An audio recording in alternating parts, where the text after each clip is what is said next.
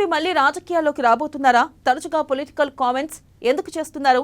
రాజకీయాల్లోకి రాను అంటూనే రావాలనే సందేశాలు ఎందుకు పంపుతున్నారు? ఇంతకీ చిరంజీవి ఇప్పుడు ఏ పార్టీలో ఉన్నారు? అన్నయ్య లక్ష్యాలను తమ్ముడు నెరవేరుస్తారా? రానున్న రోజుల్లో చిరు ఫ్యూచర్ ఎలా ఉండబోతుంది?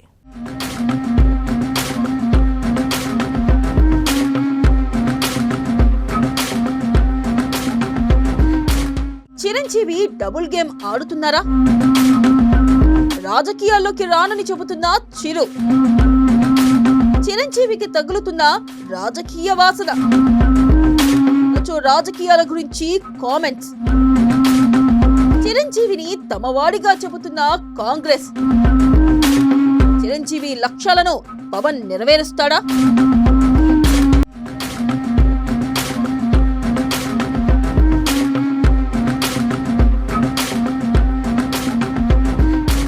మెగాస్టార్ చిరంజీవి తాజా ప్రకటన తర్వాత డబుల్ గేమ్ ఆడుతున్నారా అనే అనుమానాలు పెరిగిపోతున్నాయి. తాను సినిమాలకు దగ్గరగా, రాజకీయాలకు దూరంగా ఉంటానని చెప్పారు. తాను రాజకీయాల్లోకి మళ్లీ వస్తాననే ప్రచారం అబద్ధమే అన్నారు. సినీ రంగానికి సేవలు అందించడంలో భాగంగానే రాజకీయ నాయకులను, ప్రజా ప్రతినిధులను కలుస్తుంటానని సమర్థించుకున్నారు.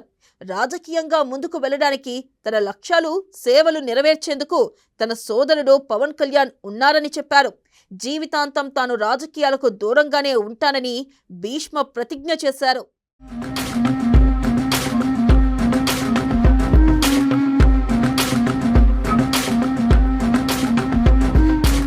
చిరంజీవి ఇంత చెప్పినా జనాలు పెద్దగా నమ్మడం లేదు.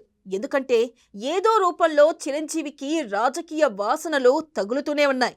రాజకీయాలకు దూరంగా ఉంటానని చెప్పిన చిరంజీవి తరచూ రాజకీయాల గురించి ఎందుకు మాట్లాడుతున్నారో అర్థం కావడం లేదు. రాజకీయాల గురించి మాట్లాడమని చిరంజీవిని ఎవరూ అడగలేరు, ఒత్తిడి పెట్టలేరు. తనంతట తానుగానే రాజకీయాల గురించి మాట్లాడుతున్నారు. రాజకీయాలకు దూరమని ప్రకటించిన చిరంజీవి మరి కాంగ్రెస్ సభ్యత్వానికి ఎందుకు రాజీనామా చేయలేదు? చిరంజీవి తమ పార్టీ వాడే అని చాలా మంది కాంగ్రెస్ నేతలు ఇప్పటికీ ఎన్నిసార్లు ప్రకటించారో లెక్కేలేదు. రాజకీయాలకు తాను దూరమని చిరంజీవి ప్రకటించినప్పుడల్లా వెంటనే కాంగ్రెస్ నేతలు పార్టీ సభ్యత్వం అంశాన్ని ప్రస్తావిస్తున్నారు.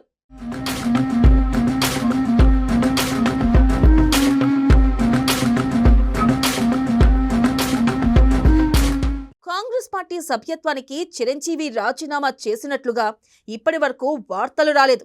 మెగాస్టార్ కాంగ్రెస్ పార్టీ సభ్యత్వానికి రాజీనామా చేసుంటే హస్తం పార్టీ నేతలు ఆ విషయాన్ని ప్రకటించుండేవారు. చిరంజీవి కూడా కాంగ్రెస్ సభ్యత్వానికి రాజీనామా చేసినట్లు ఇప్పటి వరకు ప్రకటించలేదు. మెగాస్టార్ మాటలు, చేతలు చూస్తుంటే మళ్లీ రాజకీయాల్లోకి ప్రవేశించడానికి భయపడుతున్నట్లుగా అనుమానాలు పెరిగిపోతున్నాయి. 2009లో ప్రజారాజ్యం పార్టీని ఏర్పాటు చేసినప్పుడు కాబోయే సీఎం అని కలలు కన్నారు. అయితే ఆ కలలన్నీ ఎన్నికల ఫలితాలతో భగ్నమైపోయాయి. పార్టీని నడిపేంత సీన్ లేకపోవడంతో వేరే దారి లేక ప్రజారాజ్యం పార్టీని కాంగ్రెస్ పార్టీలో విలీనం చేసేశారు. తాను రాజ్యసభ ఎంపీ అయ్యి తర్వాత కేంద్ర మంత్రి పదవిని తీసుకుని తనను నమ్ముకున్న నేతలు, క్యాడర్ను వాళ్ల కర్మకి వాళ్ళని వదిలేశారు. అప్పట్నుండే చిరంజీవిపై ఎంతమాత్రం నమ్మదగ్గ వ్యక్తి కాదనే ముద్రపడిపోయింది.